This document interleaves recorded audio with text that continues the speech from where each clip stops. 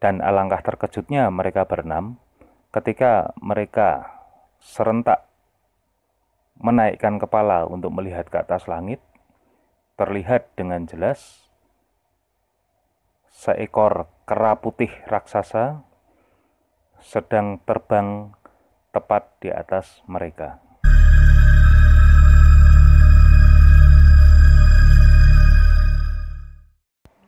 Assalamualaikum warahmatullahi wabarakatuh. Selamat malam sobat horor klasik dimanapun Anda berada.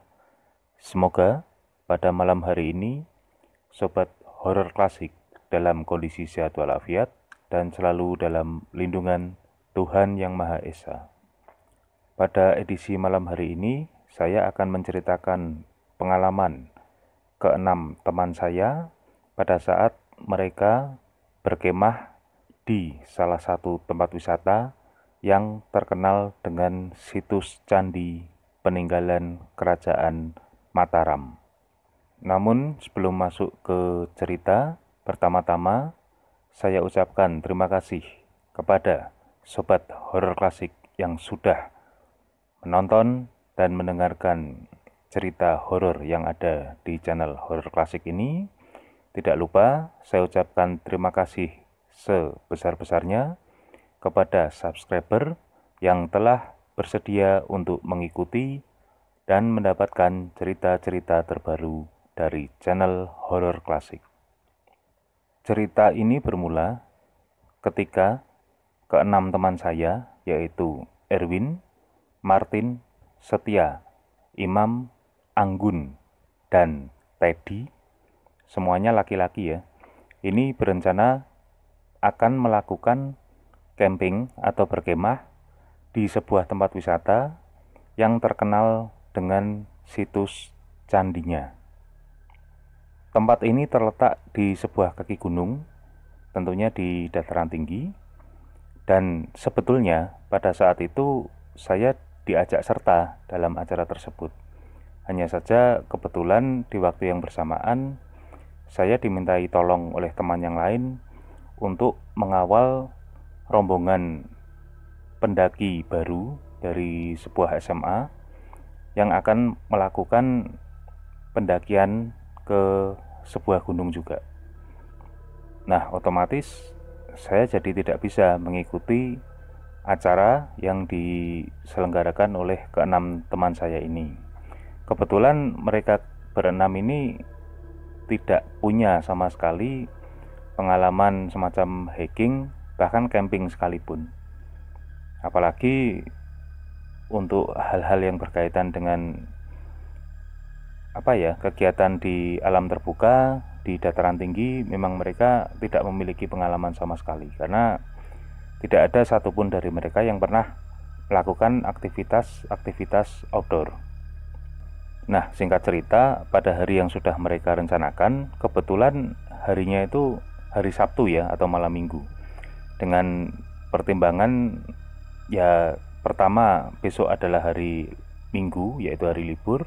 Yang kedua, pada saat itu mereka berpikiran bahwa kalau malam minggu ya mungkin ada juga orang-orang lain yang melakukan camping di tempat tersebut.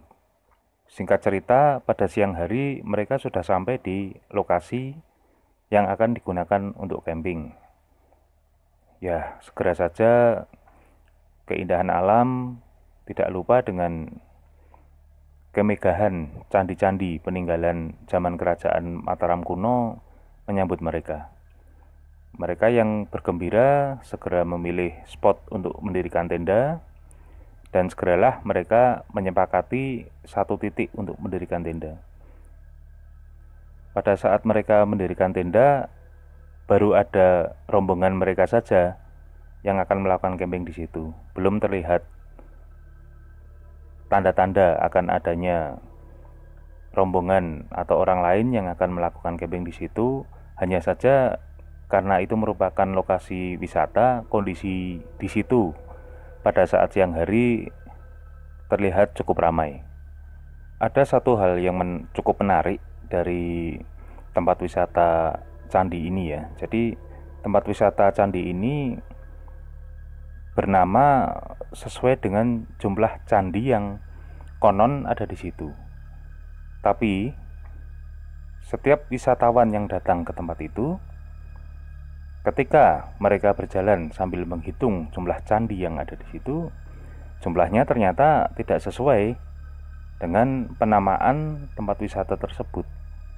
Ada satu cerita yang beredar bahwa sebetulnya jumlah candi yang terdapat di lokasi itu sama dengan nama yang diberikan untuk tempat wisata tersebut.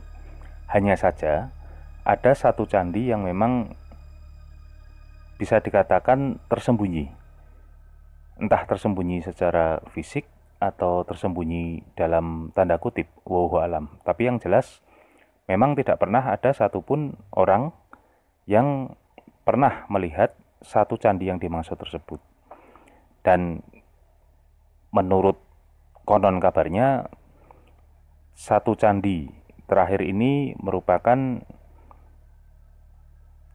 tempat tinggal dari tokoh atau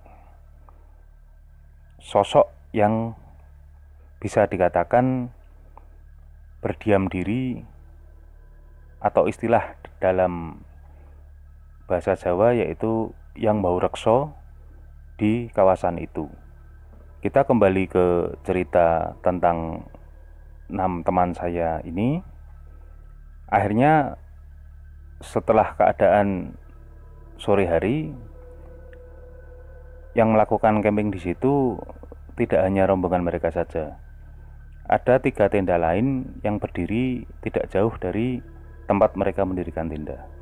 Ya, akhirnya mereka berkenalan, berbasa-basi, ngobrol sebentar dengan rombongan yang lain. Dan pada saat itu rombongan lain itu sempat menanyakan kepada teman-teman saya, kenapa rombongan teman saya ini mendirikan tenda di tempat yang cukup jauh dari tempat yang biasa digunakan untuk mendirikan tenda.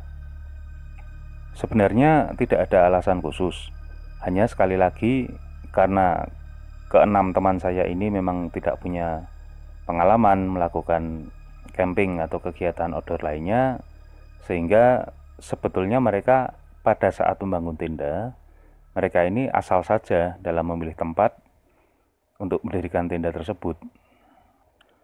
Rombongan lain itu sempat menghimbau kepada rombongan teman saya untuk memindahkan tendanya mendekati tenda mereka. Namun rupanya teman-teman saya ini tidak terlalu mengindahkan himbauan tersebut dan memilih untuk tetap ngecamp di tempat tersebut.